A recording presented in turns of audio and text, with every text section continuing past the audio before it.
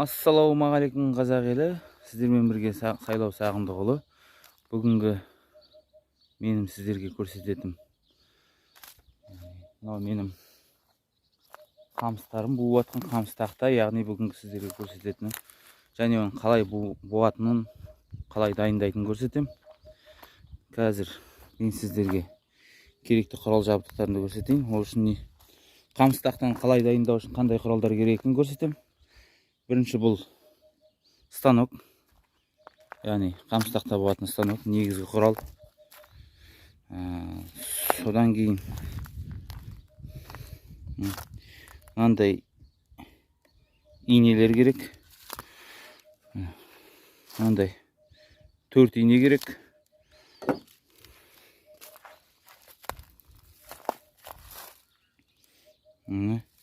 Сосын күрек, кәдімгі тік күрек, ара, жіп болмаса сым. Енді әркімге қалай ыңғайлы, әрқалай. Ал біздер мына камерамызды түзеп қойып алайық. Сосын бастаймыз. Бір жерге орнатып алайық.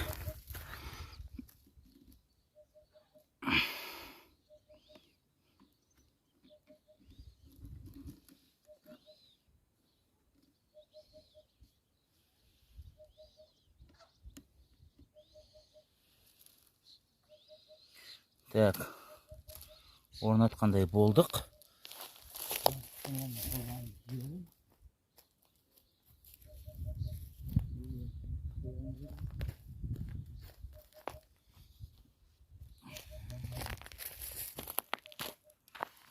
Мына жіптерді алайық. Жіп қалған екен.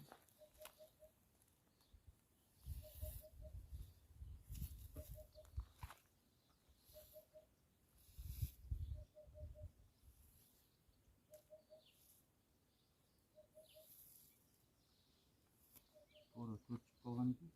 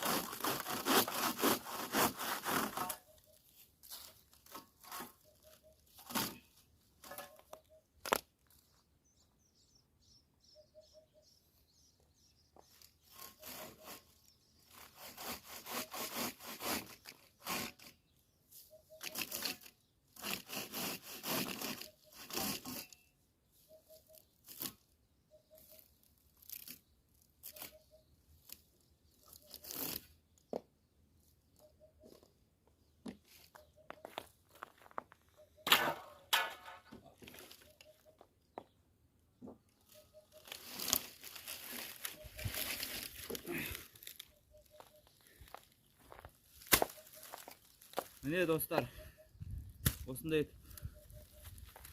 бұл қамысты баулаймыз біздер. Бұл қамыстан не салуға болады? Бұл қамыстан үйде салуға болады, сарайда салуға болады, қорада салуға болады, төбеге де салуға болады. Я, бұл өте тиімді және экологиялық таза құрылыс материалы.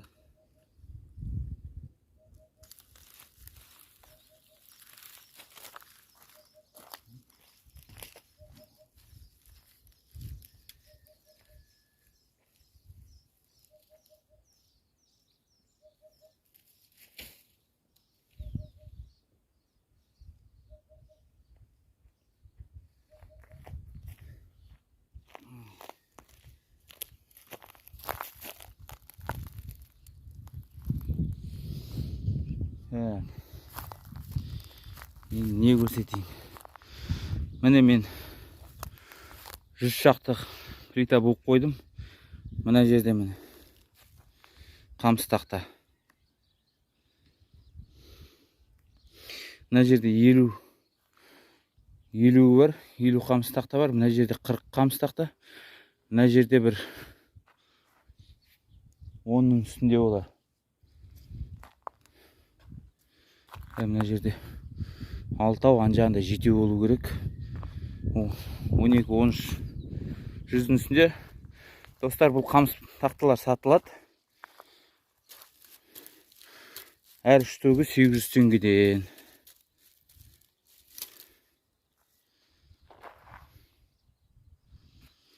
Егер қызықтырып жатса, менің астына, осы бейненің астына нөмірімді қалдырам. Сол нөмірге хабарласуларыңызға болады. Әзірге жақсы, сау болыңыздар.